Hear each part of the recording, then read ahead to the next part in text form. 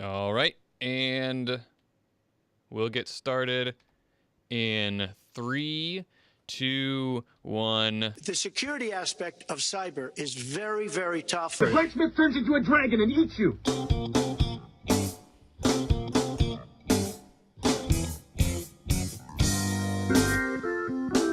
Hey everyone, it's Thursday, February 8th. My name's Bobby Frankenberry, and you're listening to episode 36 of the Sixth World Podcast.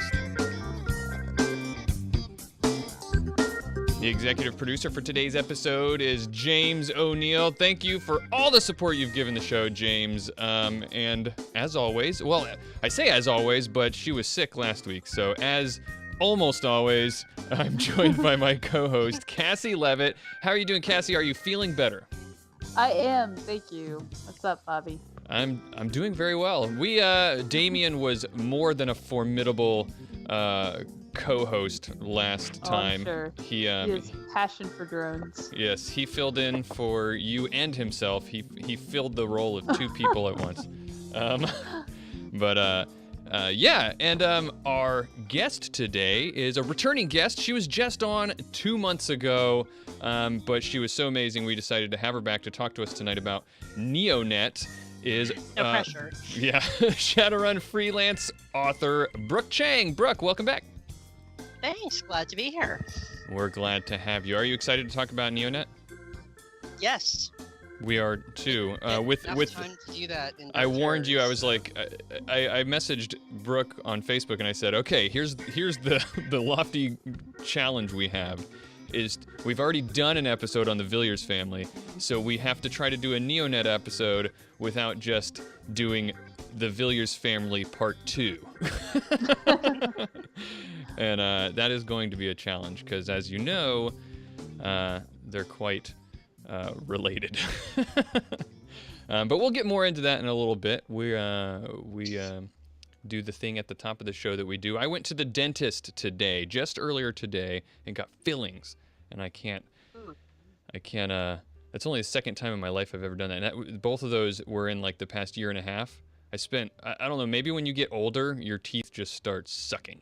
Because I spent my whole life with really good teeth. Have you guys had fillings before? I've had a few, yeah. I think it's one of those things where like you get used to not having to have them, and then you just don't really think about it. And it's like, oh, I don't have to, take care of my teeth. I've never had problems with them before. Well, not at all, but you know what I mean. Yeah, Cassie, you gave me a funny look. Is that like a stupid question? Because like I said, I never. Everyone's had a filling, right? But I was really. Except Bobby, apparently. Yeah, like a year and a half ago, I got my first one, and I was really upset about it. All right, I grew up with a family that ate a lot of sugar. Well, I mean, I guess I've always been kind of obsessive about my teeth and brushing and flossing and using, the appropriate amounts of, like fluoride mouthwash and.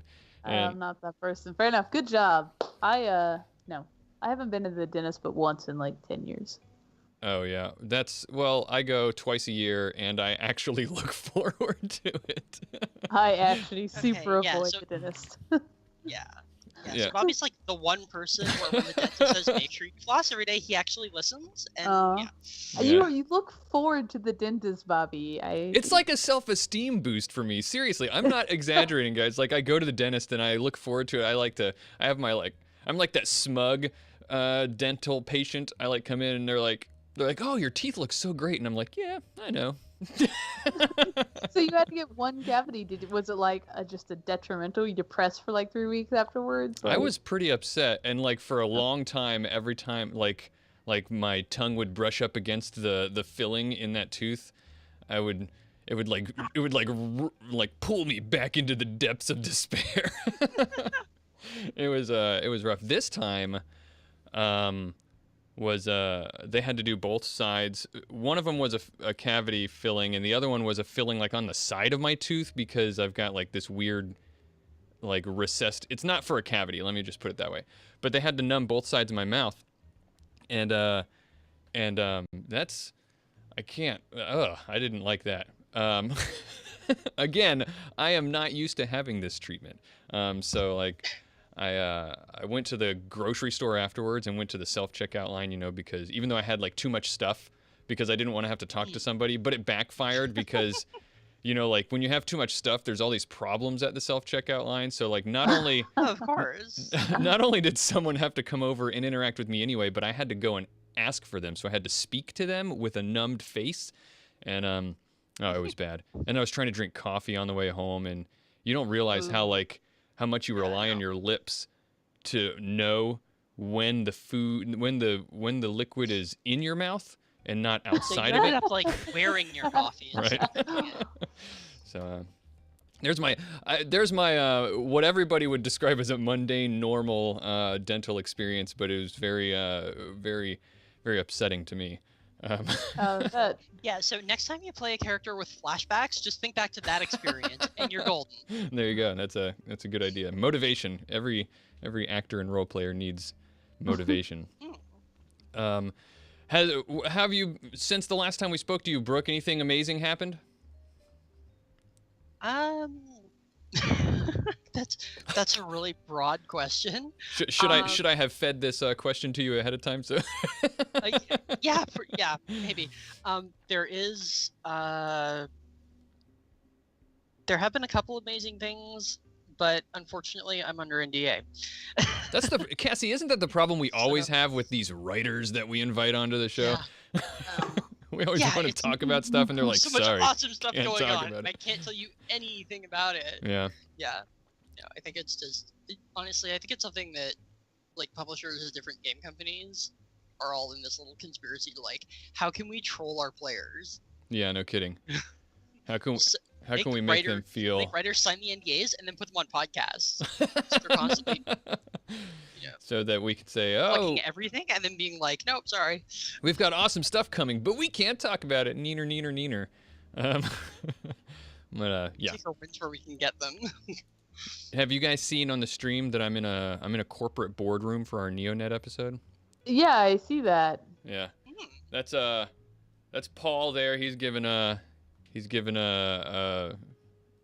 presentation, and Janet from accounting can't stop staring at him, and Who are these average people you have on the PowerPoint presentation? so average looking.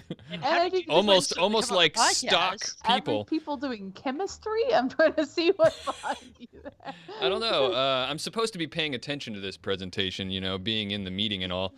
But don't worry, you're no worse than anybody else I've ever met in a boardroom like that. right.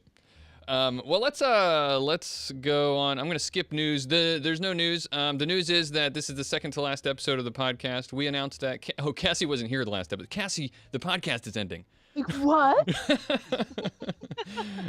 Yeah. So we'll talk. We're not gonna talk about that this time. We talked plenty last time, and we'll end up talking, you know, reminiscing and talking more on our final episode next time. But so we'll jump right into Q&A. How about that? You guys okay with that?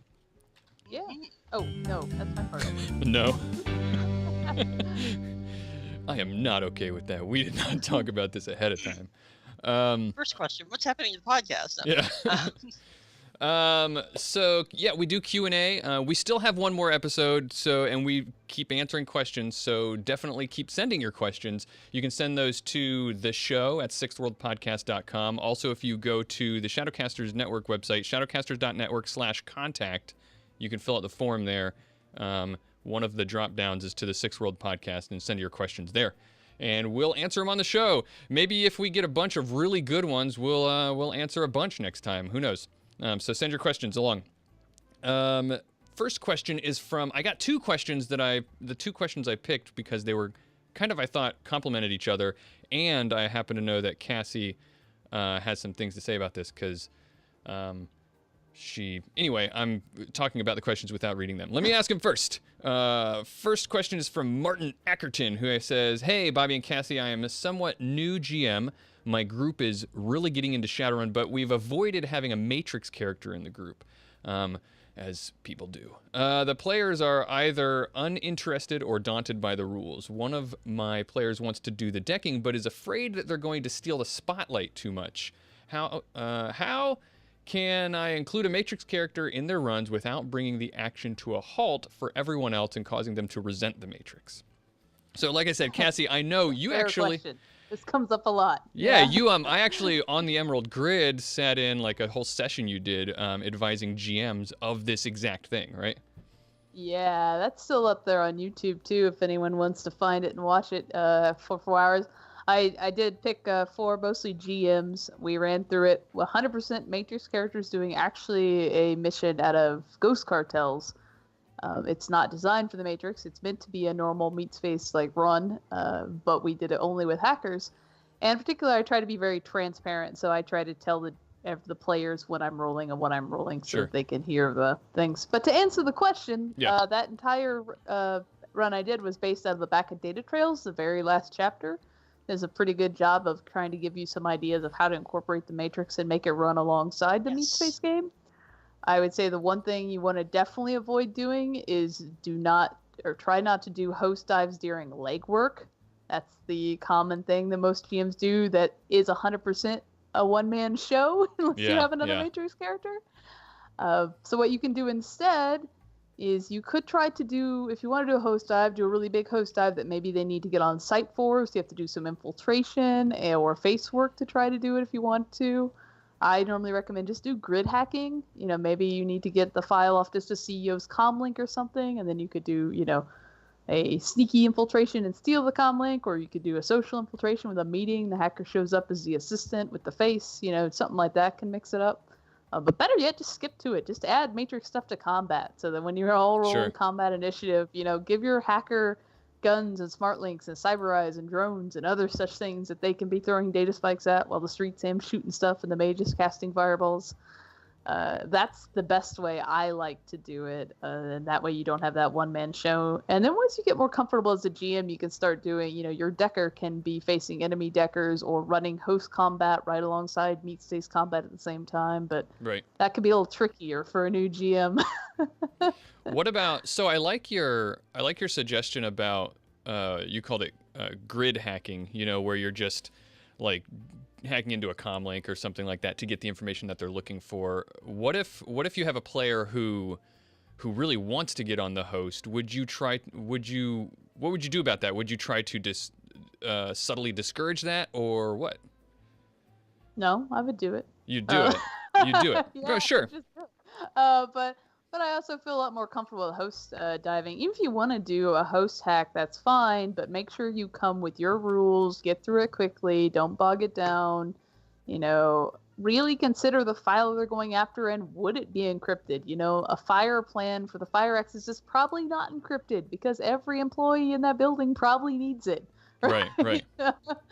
So don't make it overly complicated, but really I don't do a lot of host stuff in my normal games if I have a good mixed group. I usually only do host stuff when I have a Matrix heavy group or when it really calls for it. Or like I said, I'll do host stuff alongside Meat Space, but I'm also comfortable running that environment together at the same time. Right, yeah. Like on our actual play, we had an AI character and a decker, and we did one of the most fun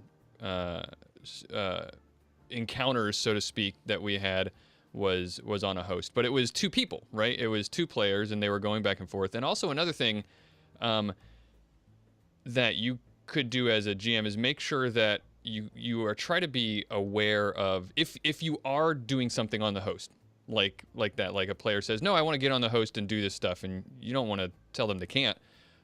Try to be aware of how long you're focused on them, and just switch, we've been doing this for a minute, and like, oh, you just rolled this roll, and in just a second we're gonna talk to these people and see what they're doing, and then we'll come back and see what you found out.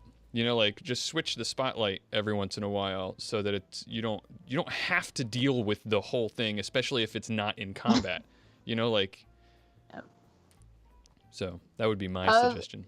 The other thing you can do too that can be really helpful is and this is up to your players if they're interested, do a breakout session where everyone plays a Matrix character. Make the person who wants to play the Matrix character may leave the job, and then give 3 NPCs to come with them and let everyone make one. And then you can do a full host dive where everyone gets to participate because you're like that's a neat idea. Matrix or Technomancer gang all going in together doing this thing. That could be fun. Brooke, have you ever played a Matrix character in Shadowrun? Or like a decker? I'm more a than actually done it. We can barely hear you, Brooke. Brooke, where are you? Sorry, it's something I've attempted to do it rather than actually done it. It was always one of those things where it's like, okay, I'll do this next campaign. Right. And then I took over GMing, and there hasn't been a next campaign for this player yet. But on the bright side, I've had a lot of time to think about how do I not have the rest of the team dying of boredom while the decker's doing everything. Right. Actually, it's funny. I had 3 campaigns in a row where nobody played a decker. Oh, really? Yeah. Yeah, and that's the other thing. If you don't have somebody who's really interested in wanting to do it, don't do it. There's a lot of people who happily put in an NPC who could fill that role. Sure. Yeah. And I actually had I was running it was actually intended to be a really matrix heavy campaign. And then my decker dropped out halfway through campaign because of real life stuff. Yeah. So I was like, well, now what am I gonna do? So I ended up doing one run that was like kind of a like King of the Hill thing, where we had the team like smuggle a sat link into a corporate facility, and they had to sit there and defend it while the offsite decker was doing their stuff. Instead of me having to like GM an NPC with them the entire time. Right. The other thing that I started thinking about that none of my players have actually taken me up on this yet, but instead of thinking of it in terms of we need a decker, think of it in terms of the stuff that the decker does, and see if there's another way you can split that up among the rest of the team. I mean, if it's stuff like, host runs, then yeah, obviously you do need, a decker or technomancer for that. But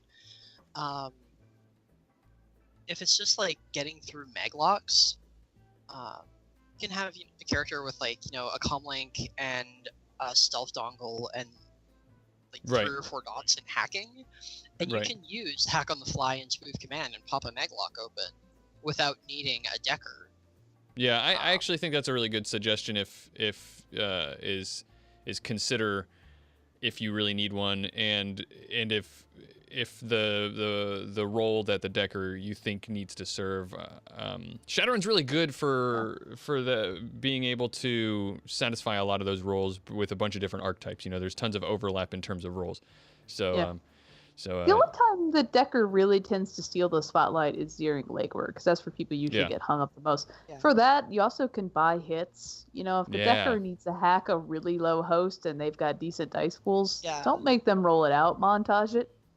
Yeah, no kidding. Yeah. Let them roll in combat with everybody else. Like give them stuff to do like during combat. Let them manipulate the environment, open doors, loot cameras, all that kind of stuff. Right. Kill smart links. Right. Excellent point. So I hope that answers your question, Martin. Next question is related in the sense that it has to do with dealing with Matrix characters in a group. And it's from Paul McBride, who asked, what do you think about having a Decker and Technomancer on the same team? Can they work well without overlapping too much? And if so, how do they complement each other? Technomancers and a Decker are OP. I think they're one of that combo. And then unless you're out in like Amazonia, in the jungle, a Decker and Technomancer could probably just about solve every run on their own. I think that's go ahead, Brooke. Yeah, it's one of those things where I think it could work. Like from a run planning perspective, I don't think it would be a problem to have scenarios that challenge a Decker plus Technomancer combo. I think the issue would be finding scenarios that would challenge them without leaving everyone else in the dust. Valletta Vadim in the chat room says exactly what I thought when I read this question. Is he says, "Oof, Decker plus Technomancer will smash all the Matrix." Yeah, it's definitely one of those combos though that like it's not so bad. Like the Technomancer can buff the Decker, and the Decker has a lot more utility with their powers, or with their programs. So throw bigger stuff at them. Like let them take on giant hosts if you want to do host dives, or demigods. Like they can take on much bigger tasks. You can always use another Technomancer to screw with the Decker because he can't see through that, and that'll get the Technomancer's attention. But there are Matrix gangs out there, and these, like, if you're fighting the Ancients, throw Technomancer and a Decker at them. It's like your opposition, right? Like, you can definitely roll with it. I think this question comes from people get, I don't want to say stuck, but they have the idea that the Technomancer, because they can do stuff on the Matrix, they must just fill the same role. But I really think Technomancers were designed to work to complement Deckers. They complement, Techno. Well, it depends on how you build a Techno, but a Techno and Decker can really complement each other and create some really fun scenarios. And even if you build a Technomancer, which I have, as if they're just a Decker with an inbuilt-in array. Yeah. That is good, and they won't necessarily be a buff bot or complement the Decker as much, but they'll still fill a very different role just because they don't have like those programs and stuff like a Decker can that makes them much more versatile in many ways. So they complement each other really well. And that the versatility with Technomancers can extend off the Matrix too, actually. Which I know kind of sounds crazy, and I'm sure there are going to be a few GMs that will listen to this and be like, why did she say that? Now all of my players are going to be bugging me about it. But I had one player in my campaign.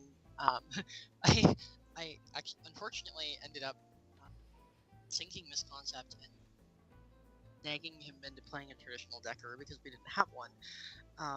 But it was basically like a One Punch Man, but a Technomancer. So he didn't really have any Matrix skills. He just had he had a cyber arm and whatever the Technomancer the machine sprite, so he just buffed himself. Yeah, it's a pretty common thing.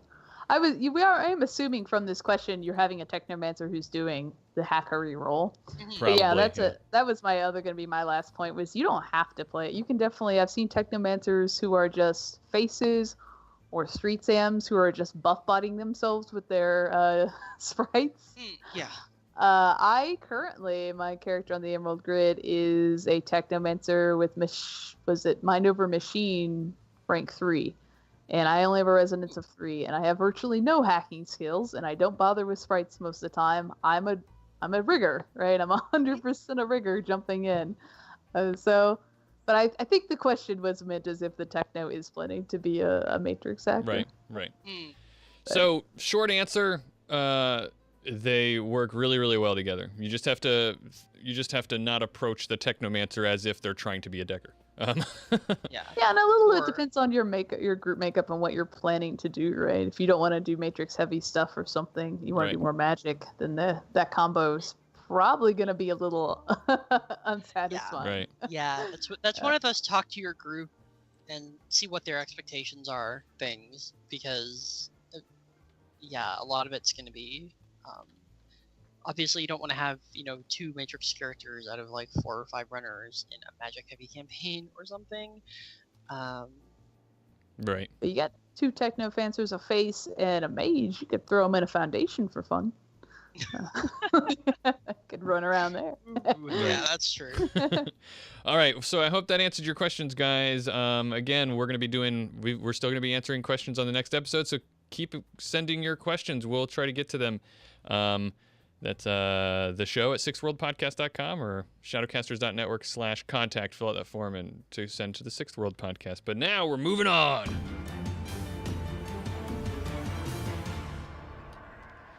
All right. The main topic of today's show is NeoNET. It's actually the title of this show is NeoNET in Memoriam, because as we know, NeoNET, well, it's on the way out. That's putting it nicely. And in my research, in reading all about this, who knows if we might talk about this, whether it's justified or not, or I mean, I think it's happening and there are clear and obvious reasons, but is it necessarily the reason that this is happening? Is it, and the connection that's being made that's causing this to happen, is it necessarily all on the shoulders of NeoNet as a whole, or something like that. But we'll get there.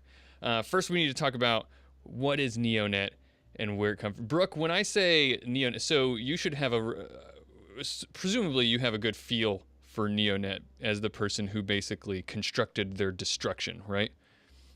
Yeah, I mean, as probably more so than anyone really should about a single corp that doesn't exist anymore. Right. But yeah. So when I say NeoNet, when you think NeoNet, what is in your mind? How would you, the short, like 5-word description of NeoNet? What is the feeling you get about NeoNet? Like, what defines them? 4th edition non-entity. Well, okay. I would say, taken as a whole, they're the Matrix Corp. And that started from all the way back from the Fuji days. Right. That's always been their thing. The reason I say, 4th ed non-entity is because they were super involved in rolling out the wireless matrix, obviously. Yeah. Again, we'll probably cover in more detail a bit later. Then they didn't really have very much going on in like the first half of 4th edition, and then the second half of 4th edition was all CFD. Right. So okay. They had a lot going on in the background.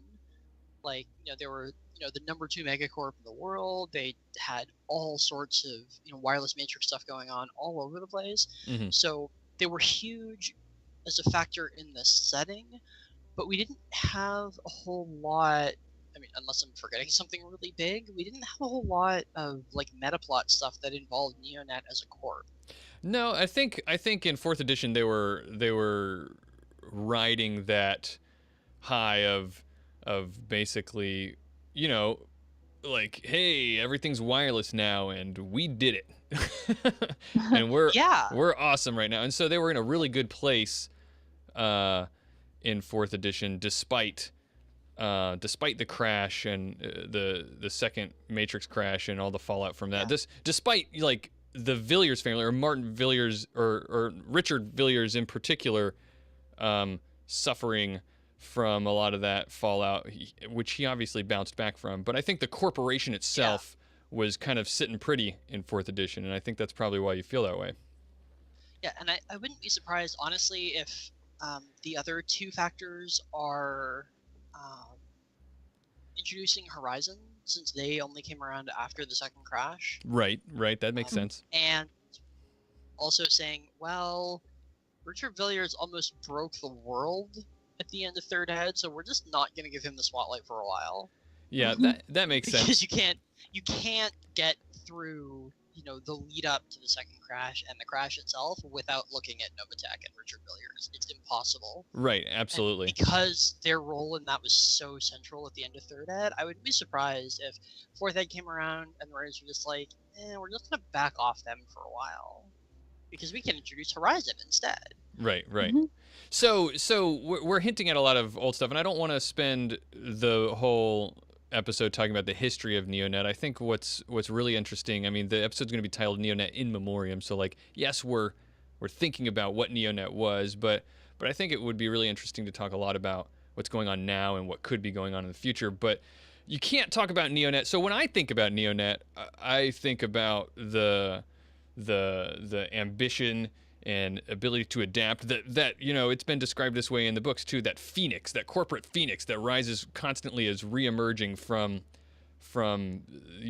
over and over again, reinventing itself, because NeoNet as an entity or as a name is relatively recent. It's been, before it was NeoNet, it was Novatech. Before that, I mean, well, it was more than Novatech. It was Transys, NeuroNet, and yeah, there's a lot of corps that went into NeoNet. Not all of them run by Richard Villiers, strangely enough. Right, but all the way back in the day, so it did start with Richard Villiers, of course, and Fuji. Yes.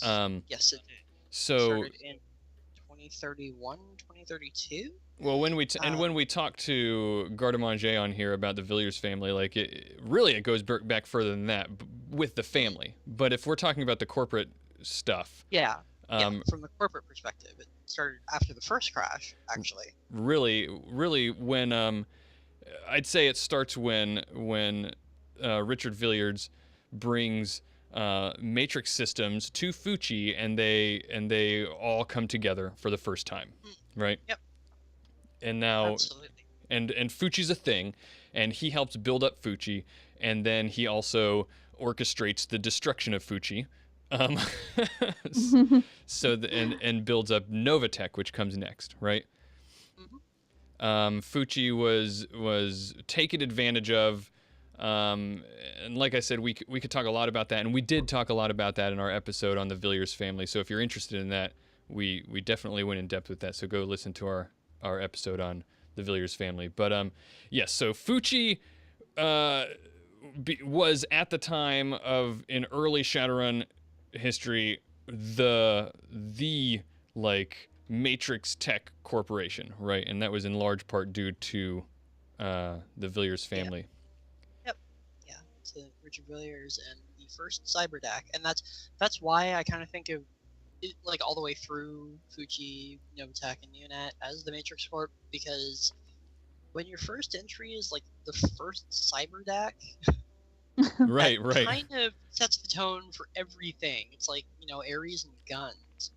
Yeah, and that's really was defining for everything that NeoNET, or everything the morphing corporate entity would be over the years. It was always focused in Matrix stuff, or at least Matrix / cybernetic stuff, right? Yes.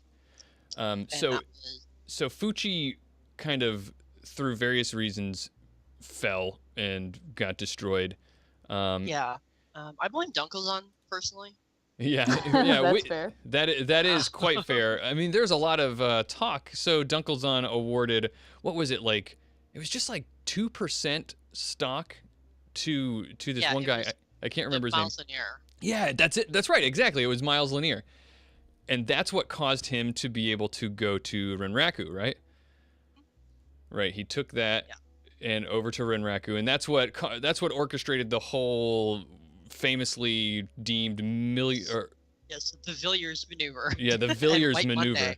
Yeah, exactly, of destroying a corporation from the inside out, and it was quite brilliant. But then Novatech rose from those ashes, right? Yes.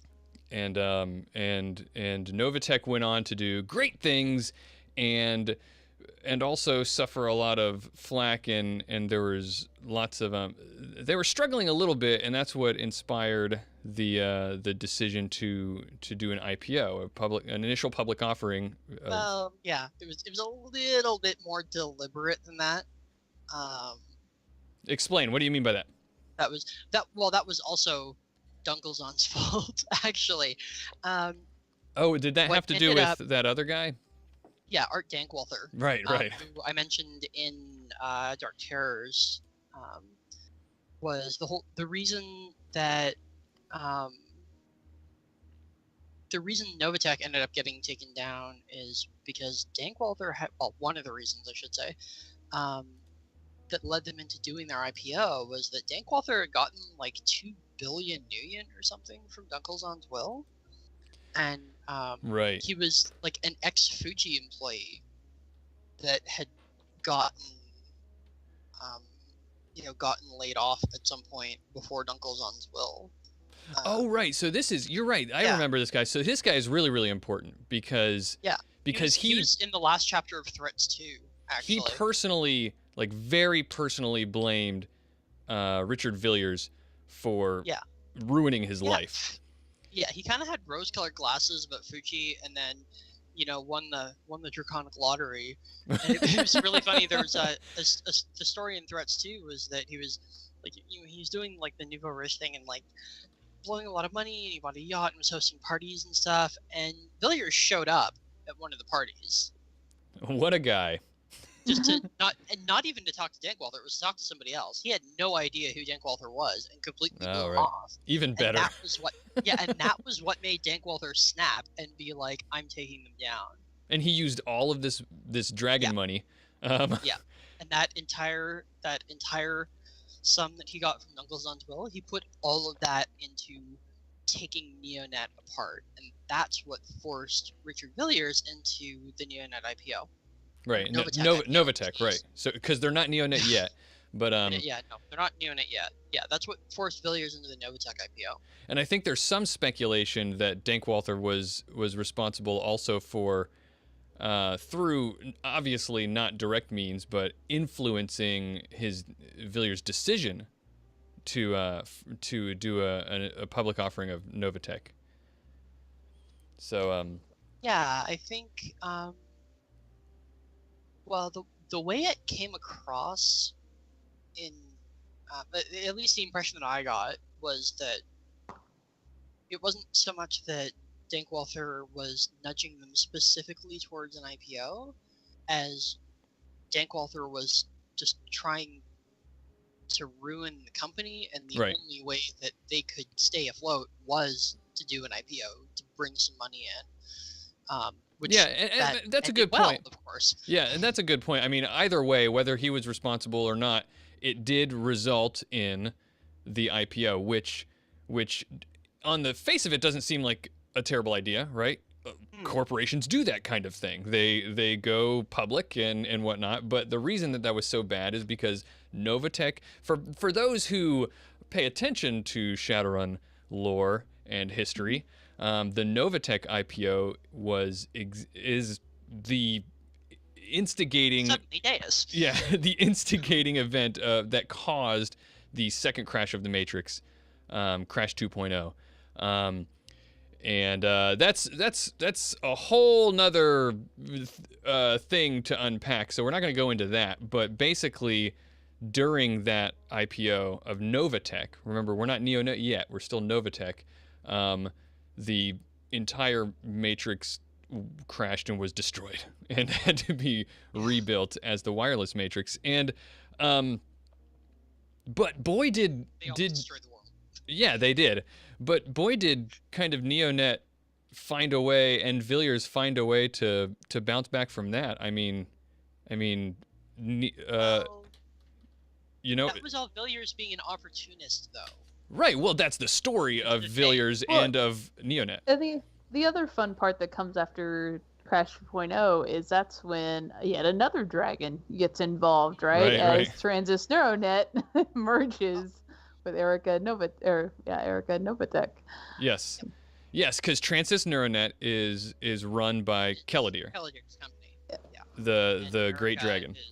And Erica was Anders Malmsteen's company.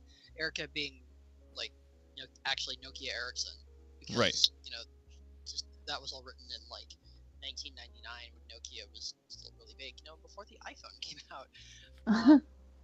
Right. So and the reason the Transys NeuroNet thing and like Cassie said, the Keladir Great Dragon thing is important is that Keladir's corporation, Transys NeuroNet, they basically developed and owned the patents for the wireless Matrix. It was Erica. It was actually Erica first. Oh, was it? It was, Erica started it, and then there was a merger between Erica and Transys NeuroNet. Oh, right. That's right. That's right. I forgot that they became a single entity before they merged with Novatech to become NeoNET. After the crash, Villiers was like, hey, I just did an IPO, and we have a Matrix to rebuild, so how about we go all in? Right, so they all came together and formed NeoNET, and saved the Matrix.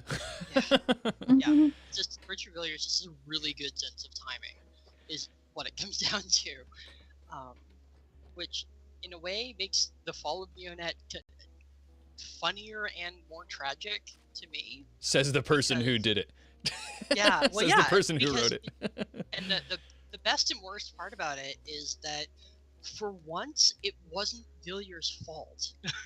Yeah, well, that's what I was kind of hinting at the beginning, and that we will talk about is what really happened there, because you're right. I say, I mean, I don't even think it's an interpretation thing. Like, it wasn't really Villiers' fault, unless you want to say he, like the corporate court tried to argue, that he was negligent and a terrible CEO or whatever by not noticing all this happening. But and that was kind of them looking for excuses. Sure. But it also it has kind of a legal basis, but probably maybe not as much as they were pushing.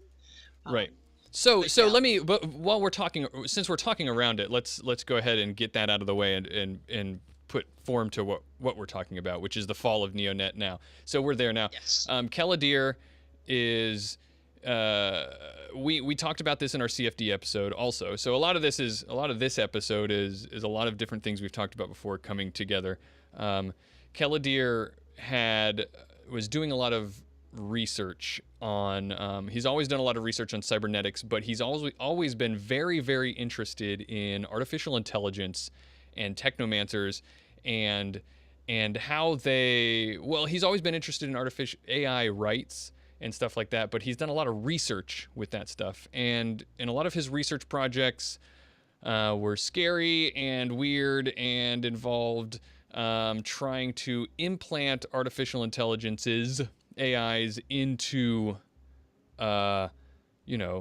things, giving them form by implanting them into, like, well, what he was trying to do was bring his friend a dragon back who got sucked out of his body into the Matrix. But the main thing he was always interested in was doing like cyberware and cybernetics for dragons, which this goes back to Eliohan was the first dragon and only dragon to receive a data jack. Exactly. Courtesy of, I think, Ares, right? I think it was Ares. Yes, it was Ares. Yep. It was Ares. Yeah. And then he died in Crash 2.0, and it's been Celadir's dream to put him back in his body somehow. Yes, pretty much. And long story short, all of that research that he did created the CFD virus, or the nanite virus. Like Brooke, you're talking about saying, like, it wasn't even Villiers' fault. Exactly. It was the merger of Transys NeuroNet, bringing Keladir into the party, and Keladir was given this sort of like freedom to do all this R&D, and they couldn't really stop him because he owned so many of the stocks of NeoNet, and he had a lot of freedom to do all this like secret R&D, and he didn't know that Keladir was making dangerous CFD viruses. Yeah, exactly. And I think and part of that was just that Keladir just kind of always did his own thing anyway, because he's, as dragons go, he's actually a giant nerd. Which is a really weird mental image. Dragon nerd. Yeah, exactly.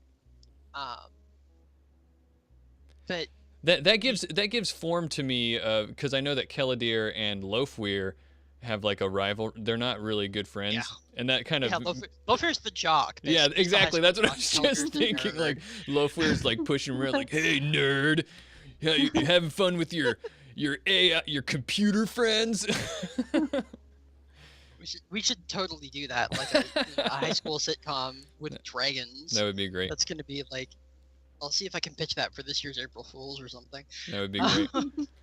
So just imagine Jason going, "What is wrong with you?" Right. So this whole thing with CFD has been happening through. It's been part of the meta plot of this whole edition. Started in 4th edition, and it's been happening. It started before the Boston lockdown incident. Yep. But the Boston lockdown thing was a really big deal. Keladir was there, like it was basically his lab, basically exploding with dragons, and it was there in NeoNet home territory, like where their headquarters is. So it like came to a point where it was really difficult for NeoNet to say that they were not involved anymore, Yeah. And even them trying to cover it up as like a viral encephalitis outbreak or whatever it was. Which they did try that really hard. Yeah. Yeah, well, and, at least in, like in the first half of lockdown, it worked. Right. But yeah, so it was a foregone conclusion at that point that like word was going to get out, and we And didn't know yeah, exactly how fast, but it would. and this is a really big deal, and so, you know, obviously the corporate court would want to point blame at something. So NeoNET was easy to point blame at, and then as you do, you had to have an individual person as a scapegoat. So they said Villiers was responsible, and that caused some things to some gears to go into motion that we will, I'm sure, end up touching on here. But the long story short is that that's where we are now. NeoNET is not It's just gone. not just to the corporate court, but the public blames NeoNET. Everybody says, NeoNET, shame on you for. Which is interesting because NeoNet's gone, but I mean the smaller companies aren't, right? Novatech's still around. Yep. Right? Yeah, So that's it. They just broke apart the big conglomerate, but the people who Yeah. really caused this kind of was. Even Villers got off easy if you watch our last episode. Like, Yeah. yeah. Well, he did and he didn't. Like he personally didn't get a huge punishment out of it. But I don't think that necessarily has. Well, okay, let me back up a little bit first. Otherwise, this isn't going to make sense to Sure. anybody who hasn't read it. What ended up happening at the corporate court was, like Cassie said, they broke up the corp. They broke up NeoNET. NeoNET as an organization is gone. Right. So, but all of the individual corps that were that existed in, you know, like, say the middle of third ed, so like Novatech, Trensis, NeuroNet, and Erica, they're all still there. Right. And so it's almost a little bit misleading to think of NeoNet as one corp, because it was always that, like, 3 corps under one umbrella, just because it was convenient. Right.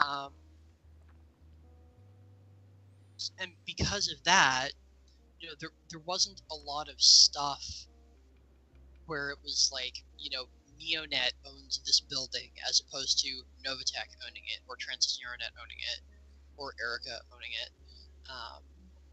So, you know, the corporate court judgment, you know, took this giant chunk of Nguyen out of NeoNet, but NeoNet itself didn't really do anything. It didn't really own any assets or anything. So, but that kind of really arcane corporate structure, where, and Villiers did this with Novatech too, where he was kind of like, let's just throw everything in under NeoNet, and, like, we're not gonna bother, you know, streamlining anything or trying to, you know, combine divisions where they'd be redundant. We're just gonna actually have 3 completely separate corps operating under one umbrella. I think there was a theory at one point where he did that so that he would be the only one who knew how everything worked. Yeah. Yeah. And then when the corporate court got around to it, then Villiers was saying, you know, I didn't know any of this was going on. And the corporate court, looking for an excuse, was like, well, if you had structured your company like a sane person, maybe that wouldn't have been a problem. So that was the excuse that they used to nail Villiers, which had nothing to do with CFD and everything to do with the fact that they released the judgment on the 20th anniversary of White Monday as a way of giving Villiers the finger. Right. So some people would say, in fact, Faust BR in the chat room is saying, he said, man, this is kind of cheap. A lot of AAAs did some very public messes and didn't get that much heat from the corporate court. So what is the deal, Brooke? Come on. Well, Novatech itself is basically not a player anymore. Okay. The big thing with Richard Villiers is he's not completely off the table, but he's not going to be directly involved in megacorp stuff anymore. The big thing the corporate court gave him, because it's Richard Villiers, he has so much money that financial penalties are like, yeah, whatever. But he is banned from holding a CEO or a C-suite or board of director position in any megacorp for the next 10 years. Yeah, and But he's also at an So- age where he's like in his, what we added up last time, 70s, 80s. Either way, he's probably at the point of he's retiring. 70 And something. it's worth noting that his daughter Yeah. just now has control of Nova. Yeah. Right. Well, yeah, and Kara Villiers is kind of, in this like Prince Charles situation too, right? right. But so no, Villiers, his big thing now is that because of the way that NeoNet was chosen to receive the UCause CFD award, it was a poll that was done through the Shadowrun Online game for people who played through that for the Boston lockdown. So polled people and went, okay, who should we hold responsible? And NeoNet was the answer.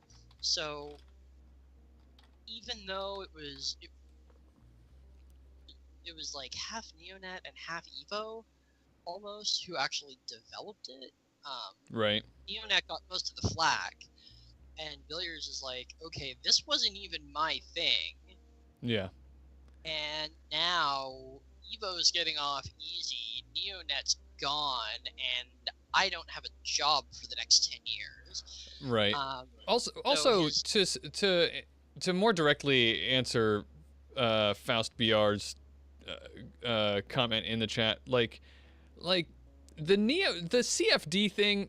I mean, yeah, like Renraku had the arcology thing. There's bug spirits, which probably wasn't that hard to.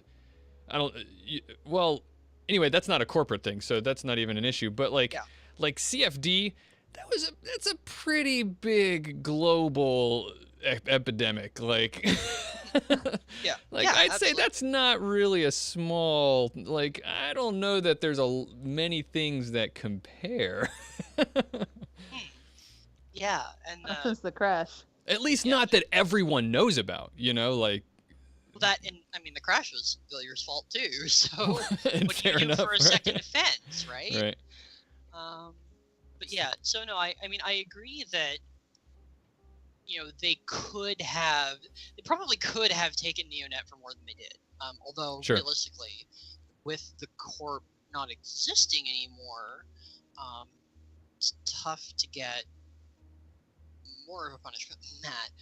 Yeah, I mean, they basically said, you guys don't play very well together, so let's split you guys up. I do that with my kids all the time. Like, you guys are playing fine separately.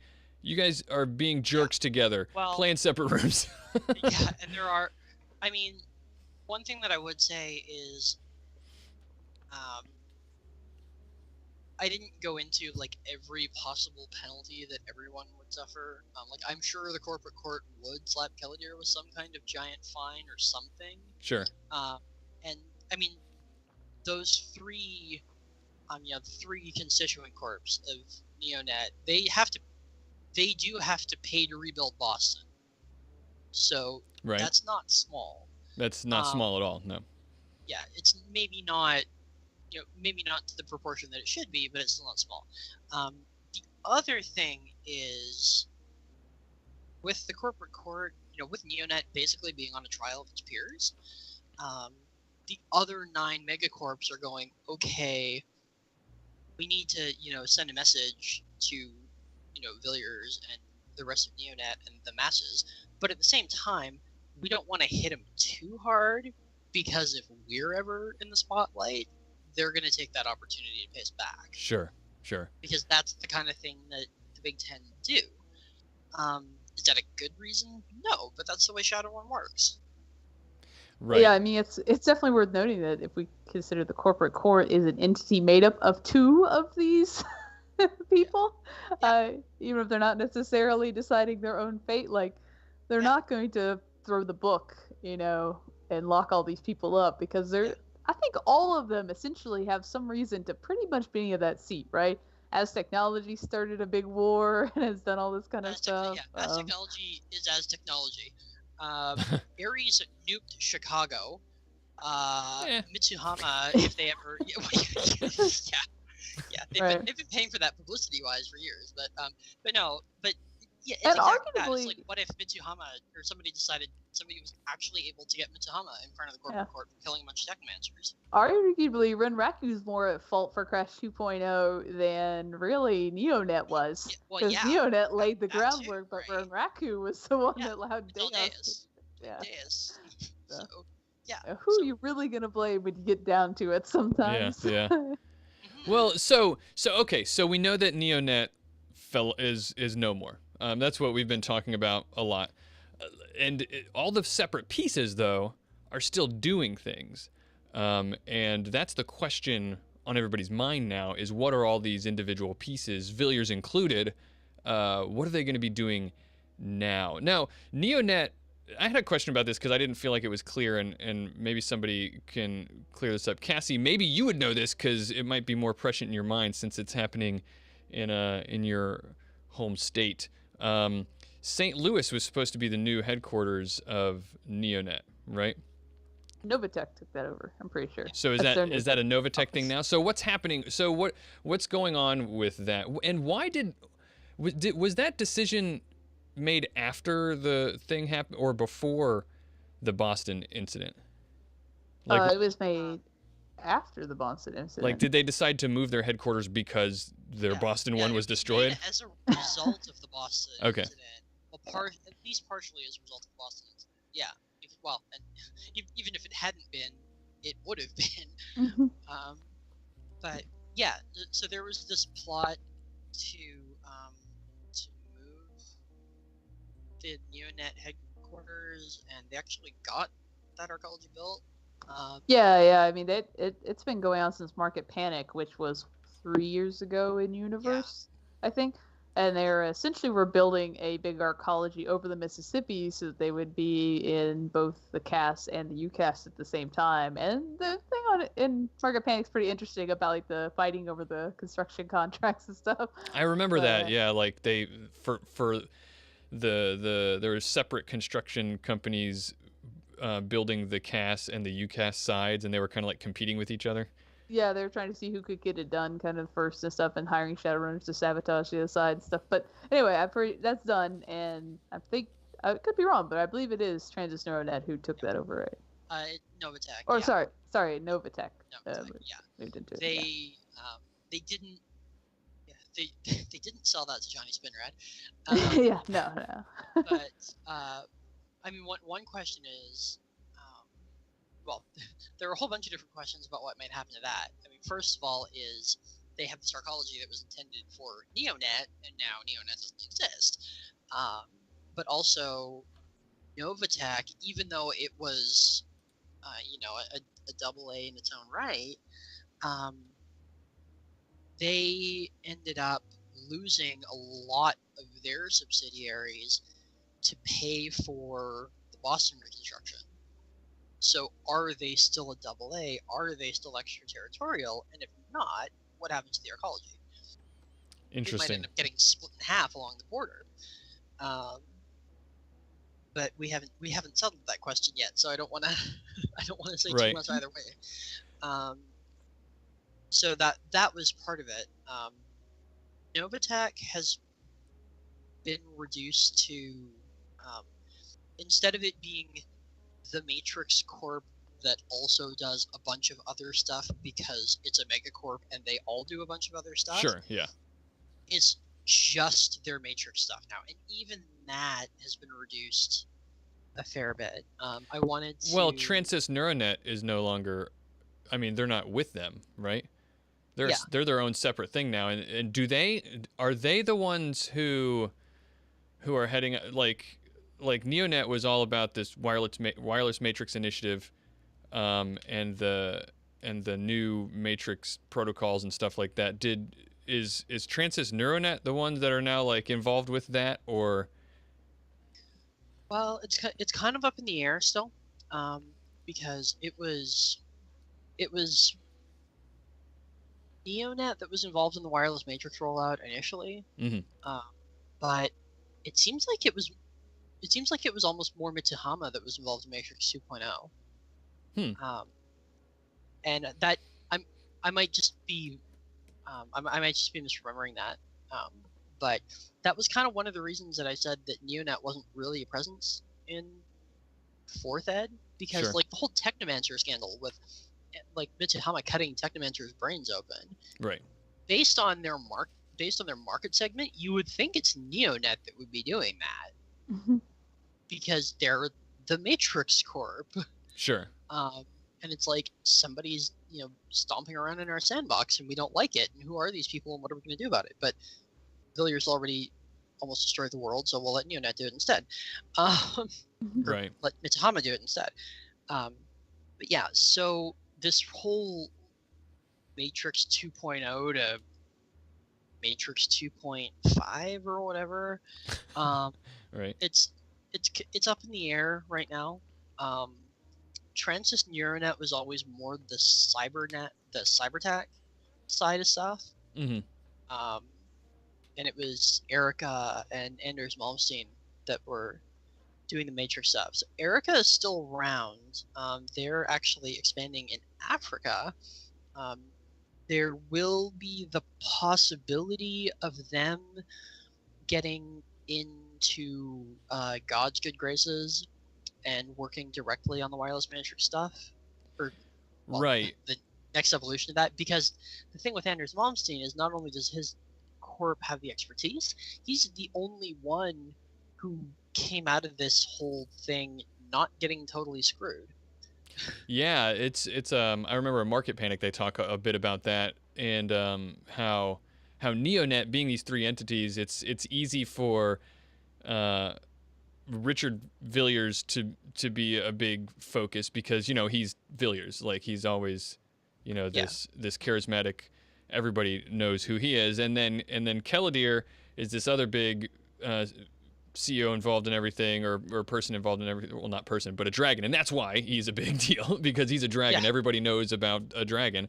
And the other CEO involved in NeoNET was Anders Malmsteen, with Erica, and he's a big deal, but he kind of flew under the radar, and didn't. Yeah. He hasn't gotten a lot of bad press because of it. Yeah, well, yeah, and I mean also, he's a dwarf, so easy joke there, right? But right. Right. But yeah, so yeah, he and I think it was just a case of him being overshadowed first by Kellidir and then by Richard Villiers. But because the 3 constituent corps in NeoNET have always kind of been their own corps anyway, Malmsteen was mostly building in expanding the Matrix in Africa. Mm-hmm. Mm-hmm. And he's been focusing on that, and that did come up in Market Panic in terms of, okay, what's he going to do now? And we're the idea being that. like he's finding this niche, not this niche, but this hole in the, or this, I can't think of the word, but like there's a need for comlinks and all this kind of stuff. So he brings Erica Electronics into Africa, Yep. and I think it said in Market Panic that like basically everyone's got Erica he's comlinks basically building the Matrix in Africa. there. Right. So that's going to factor fairly heavily into what they end up doing later too. There is going to be some potential involvement between them and the Global Sandstorm half of Spin Global.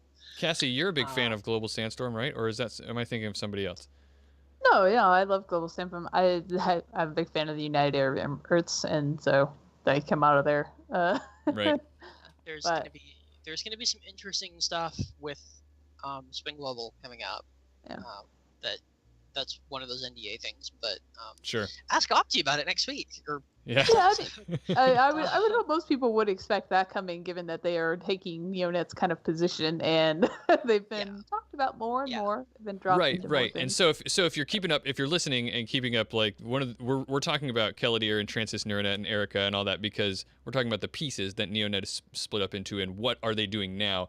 And so the other piece to that is Villiers, and there's been talk about, I mean, it's not just talk, like it's straight up said that Villiers sold or at least Rent is probably a better word. yeah, least Yeah. control of JRJ International to Johnny Spinrad. And again, if in case you're not aware, the reason JRJ International, JRJ has been like Villiers' literally golden ticket the whole time, because JRJ International was one of the corporations that helped found the corporate court, and in turn they have what the quote-unquote golden ticket, which makes them a permanent member of the corporate court, and anybody who is in control of JRJ International gets a seat at the corporate court. So he has sold, in some dealings with Johnny Spinrad, Villiers sold, or again, not sold, you're right, leased control over JRJ International and the golden ticket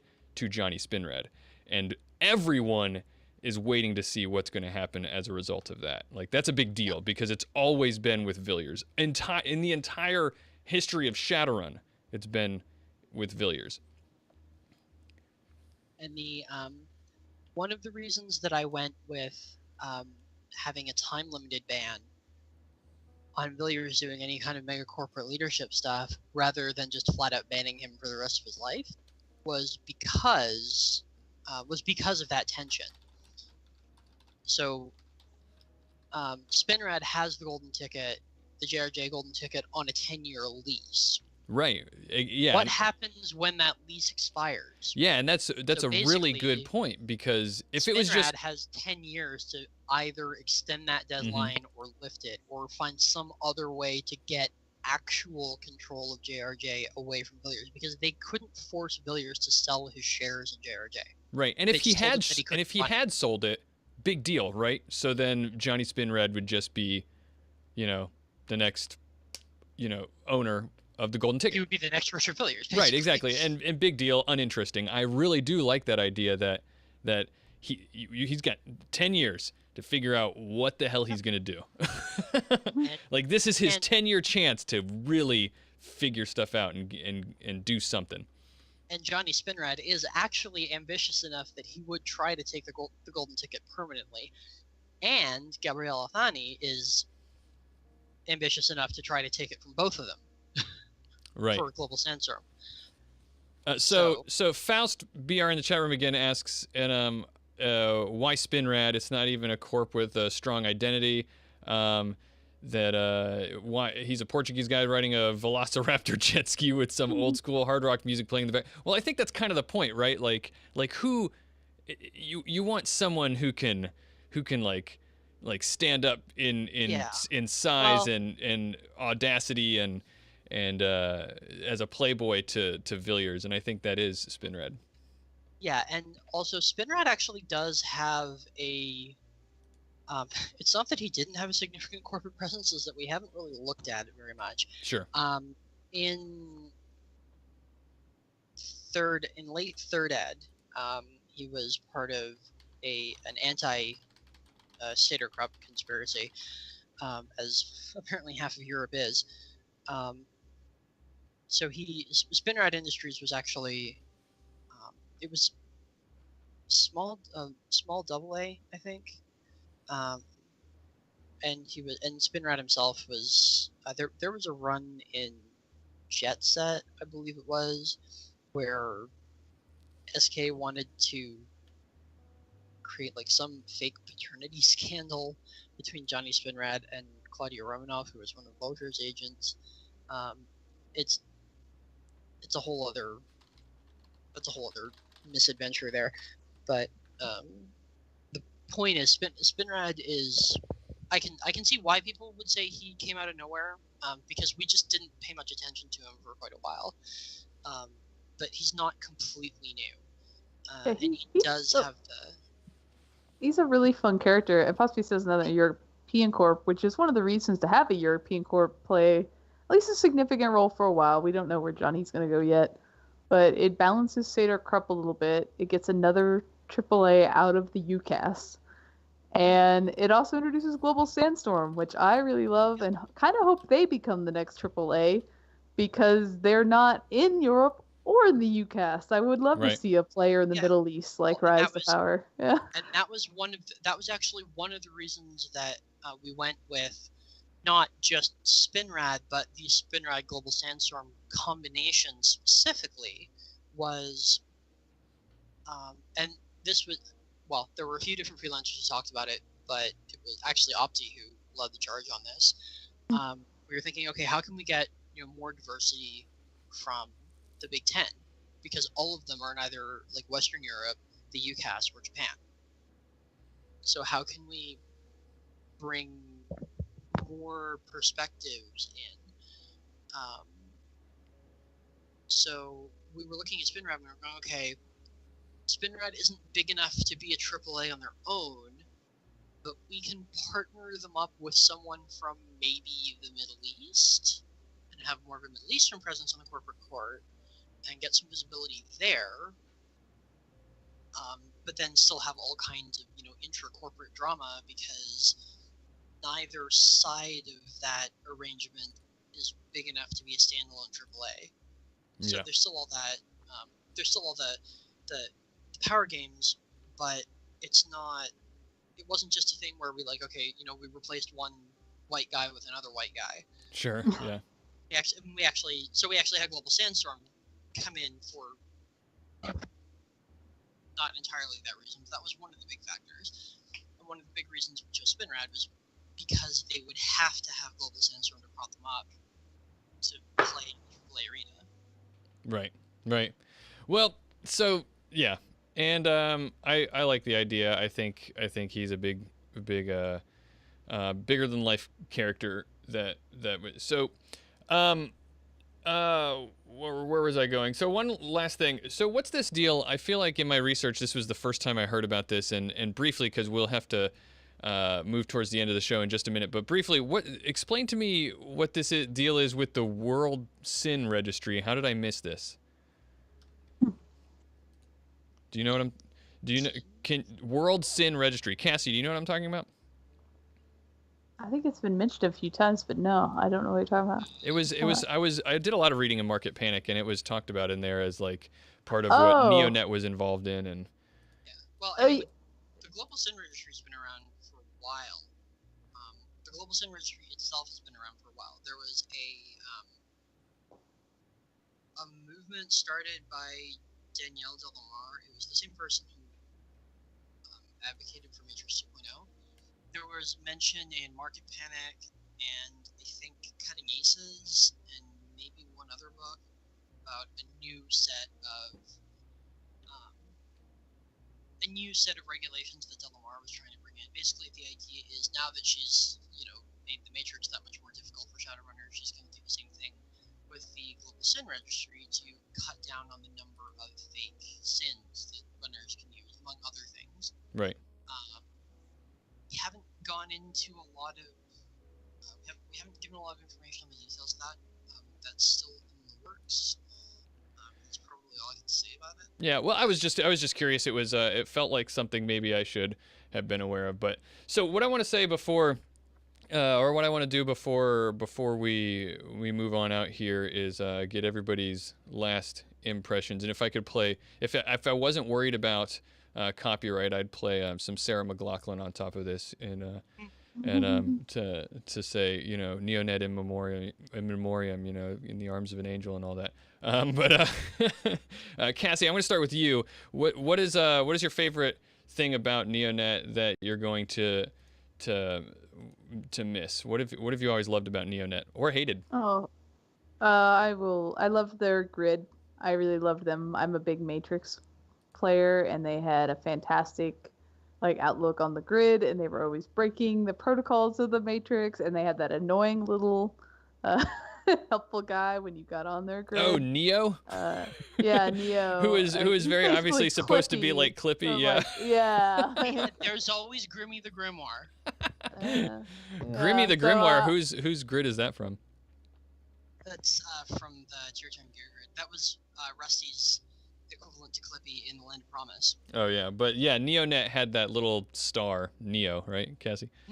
Yeah, I mean, I've literally had a security spider who was in a host just pretending to be someone's desk lamp And then it like the desk lamp jumps up, hops down the cubicles and just starts beating someone to death in one of the cubicles because they always broke the Matrix protocols. Oh, They were a really fun one to play with. So I'll miss them for the Matrix. Yeah. What about you, Brooke? What is your favorite thing about NeoNET that you're gonna miss? They're kind of a walking Pandora's box of plot hooks, and I think that's. I know we're trying not to make this about Richard Villiers, but good luck. It's okay. It's okay. But I think it's one of those, like, even back in even back in the Fucci days, Villiers has always had this dynamic where he's not in control of everything so much as he happens to have the advantage, and all of the the corporate infighting, whether it was Fucci or at NeoNET or the Dankwalder days at Novatech, that always has the potential to spill over so many other places. I mean, there are pieces of Fucci in Novatech, Renraku, and Shiwase. Yeah. Your comment there about your favorite thing about NeoNET kind of segues nicely into what I've always liked about NeoNET, which to me, like, NeoNET has always been this like quintessentially Shadowrun corporation, right? Just constantly maneuvering and espionage, and like they always felt like they were the ones that were slithering and slimy and trying to make sure that they stayed on top by all means necessary, I mean, even the back in the day for shadow capitalist in the dictionary, when you look up shadow capitalist, you have Richard Villiers' picture. Right. I mean, even I almost feel like the original Shadowrun was what's his name? Was it I won't get the names right, but the other guy, one half of Fucci before Villiers joined up. Oh, Yamana and Nakatomi. Was it Nakatomi that was killed? Yeah. Yeah, Nakatomi was the one who Richard Villiers totally didn't have killed. Right, because he didn't want to join up with Villiers, and so he said, "Nope, I'm not going to do it." And then, the next day he was dead. Then the day after that, Villiers and Fucci joined forces. Yeah, and that was Villiers bringing him not only the first cyber deck, but the golden ticket. Right. Nakatomi was like, no. I just love that. That's like no for an answer. Right, and I just love that about NeoNET and everything that NeoNET has been up until now. All of its various incarnations. It's always been like we are going. They've always had the Shadow Ops department in every form that they were in, and they've always been using those means to get what they need or want, by whatever means necessary. So that's what I've always liked about NeoNET. Well, and that isn't necessarily going away, because remember, Richard Villiers might be out of a job, but he's not out of the game completely. Yeah, that's exciting. Yes, very much so. Yes, but a big thing. Well, there's plenty of things he has in the works, but he is now orchestrating Shadow Ops, and he doesn't have to run a megacorp on the side anymore. Ooh, nice. Awesome. All right, well, here's this thing, but let me not do that until I do this, which is... All right, everybody, that music means that we are at the end of the show about NeoNET in Memoriam, but our live listeners there in the chat room, it's not the end for you guys, because we got the after party, and we're going to talk. There's some other things we didn't touch on NeoNET that I'd love to chat about, just more freeform and casual and everything in the after party. If you've never been to the after party before and you're listening to this on the podcast, you've got one more episode to show up. The next after party on our last episode. So get there. Everyone needs to be there. That's going to be a fun one. And we're definitely not going to cry. What am I saying? Oh, this is when we say, Brooke, is there anything that you want people to know about, that you want to plug or anything like that? Not off the top of my head, I'm sure I'll think of something right after the show ends. Right. But right now, no, I'm good. Did you ever see that episode of? It has nothing to do with. You ever see that episode of Seinfeld where what's his name? Names are escaping me. I'm just gonna abandon this line of thought and continue on. Cassie, what do you have to plug? Yes, next week, the 16th, I'll be running a recruitment job for the Emerald Grid. So if you're interested in playing Shadowrun with us, check that out. You can go to reddit.com/r/Emerald Grid, and I've already got the post up there in the announcement bar. So you can click on that, make a character, use a pre-made. Come do a one-shot if nothing else. Yeah, you're expanding the Emerald Grid, are you? We do every month. Well, most months. That's awesome. When you do that, do you have to? Is it because you have new people who are GMing or what? No, we just try to open up recruitment, get 5 or 10 new people every month if we can, and most of the time if I can make it. Awesome. And yeah, even if you don't get picked, at least you get to do a one-shot Shadowrun. Yeah, that's fun. Absolutely. Also, what have I got going on? We have the Shadowcasters Network, of course, doing streams and stuff all the time. So go to shadowcasters.network/schedule to see what we're doing. The thing I'm really plugging all the time is our Head Cases show. Has a lot to do with NeoNET and CFD because we're playing the Shadowrun Chronicles Boston Lockdown game, and we just got into it, like really figured out what was going on. Basically that game strings you along for like 25 hours, and then in one mission you just have to protect someone while she tells you a story, and that story is everything that is going on. So I'm not saying that the storytelling is bad in that game, but I am saying I'm glad I'm playing it with 3 other people because it's a lot more fun that way. But we're having a blast in that, and we love doing that. If you want to get more episodes of this podcast, go and either subscribe on wherever you get podcasts, or you can go to the shadowcasters.network and get all of our episodes. If you want to send us more questions for our last episode next time, then send them to the show at sixthworldpodcast.com or shadowcasters.network/contact. There, you got a form there you can send them to. Next episode, our final episode, is going to be with Opti. He was our first guest. He's going to be our last guest. So we couldn't avoid that. We're going to be talking about Johnny Spinrad, the guy that we've been,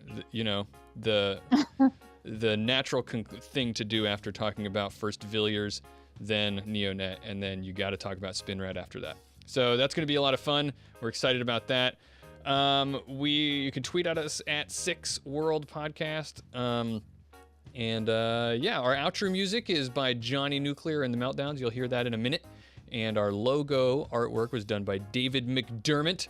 And you can find him at sixthworlddesigns.tumblr.com. From me, from Cassie, and from Brooke, we had a wonderful episode. Say bye-bye, guys. We'll see the live people in just a minute for the after party. Bye. Bye. Bye. When the days have gone dark and the sky's turning gray, everybody in the world, they're just staying enslaved to technology's machines. We just feast for the screen, lost in reality, can't find peace in your dreams. Society sodomized by the lies and the greed, addicted to the tech corpse keeping us weak. We wheel and deal for them, and now we're waging the wars, but because we're brainwashed, we keep begging.